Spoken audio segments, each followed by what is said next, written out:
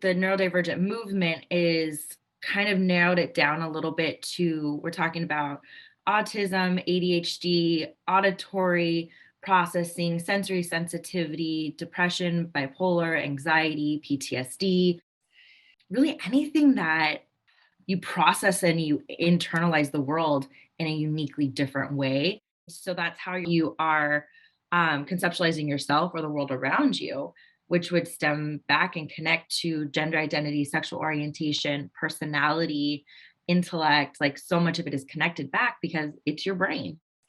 I am diagnosed ADHD, late diagnosis. I was just diagnosed at 31. The more I go down the rabbit hole, I suspect autism is a part of it. The first kind of dated naming of it was in the 50s, 1950s, 1960s. And it was being classified as childhood schizophrenia or the refrigerator mom, that it was bad parenting or a parent not giving love. And then evolved again in the 70s, 80s to be a little bit more succinct into this category of what we are starting to see as present modern autism in the processing of thinking, the language limitations, the social aspects. I think in the 90s, it kind of became its own category and was moved away from schizophrenia or from some of the personality pieces. And then we get into the 2000s where that umbrella kind of widens again to be the spectrum model. And so then it becomes autism spectrum disorder. I think another comment I want to make about later in life diagnosis is there's this feeling of relief and grief. The relief of like, it finally makes sense. I've connected the dots. The pattern is clear. And then this also moment of grief about, what if I had known earlier? What if I had figured this out sooner? How would my life be different? What struggles would be different? I think if someone told me I had autism or artistic traits, I would agree with them 100%. And I think I've had a wonderful life so far.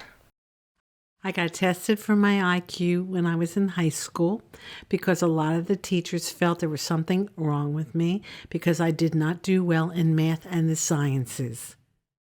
Most of the people I worked with were scientists, researchers, mathematicians.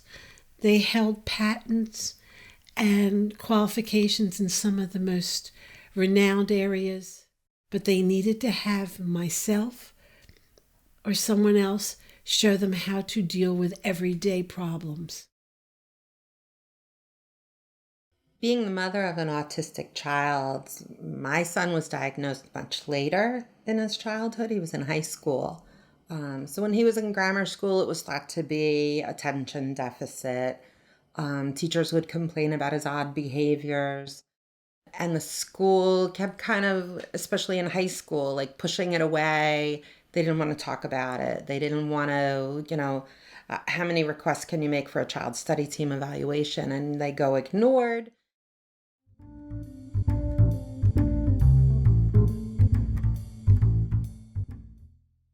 I've been accused of autism. I don't know if it's actually true. I do know that I have some autistic traits and that they have mostly made my life more difficult, except for the natural genius that comes with the affliction, and that has helped to make my life a little easier. I couldn't get interested in playing catch with my baseball mitt on with the guy across the street. So my parents tried to find any way they could to get me interested. They bought me all these science kits, like the Gilbert science kits. There was a chemistry set and a biology set. So I was a troubled youth, and I started running away from home when I was 14. When I was 15, I escaped from the mental institution and went up to upstate New York and lived at a college for a couple of months. I became addicted to methadone and wanted me to go into a rehab, but after 2 weeks I escaped from the rehab because they didn't treat me nice. I don't see the world the same as a lot of people. I'm very, I guess, out there in some of my beliefs. growing up in small town suburban New Jersey, it's kind of more redneck than you'd imagine. And having a transgender parent in the early aughts wasn't really a thing. So, you know, there was some bullying, and, you know, I'm a fighter. Well, people always look at me like I'm not quite right. So, you know, I've just gotten used to that, and I don't look for acceptance in their eyes. Unless I'm really strong and like acting the part, you know, I can be like, you know, the regular Joe.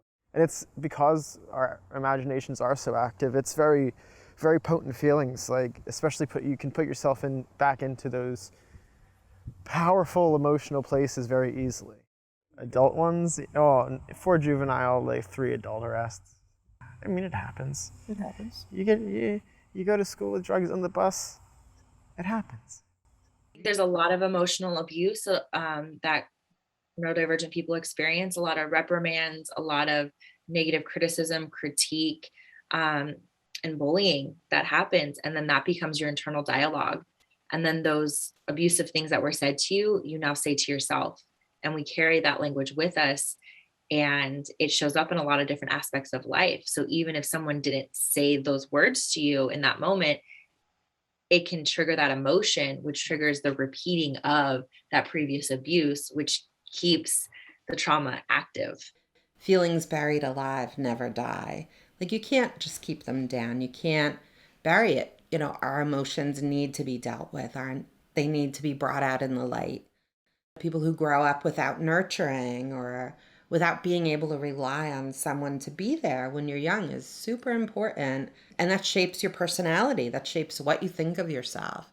You know, there are people who are grown adults, active, intelligent, productive members of society who really believe that they're not worthy of happiness, that they're not worthy of being loved and accepted. If I were to do something differently to, you know, positively benefit an ADHD or neurodiverse child, it would be to foster their true passions at an early age and really build those up. I mean, nothing else in their life is going to really get them through it besides those like core passions and hobbies. You know, got to keep them active, got to keep them occupied, and there's no better way to do that than having them do something they enjoy.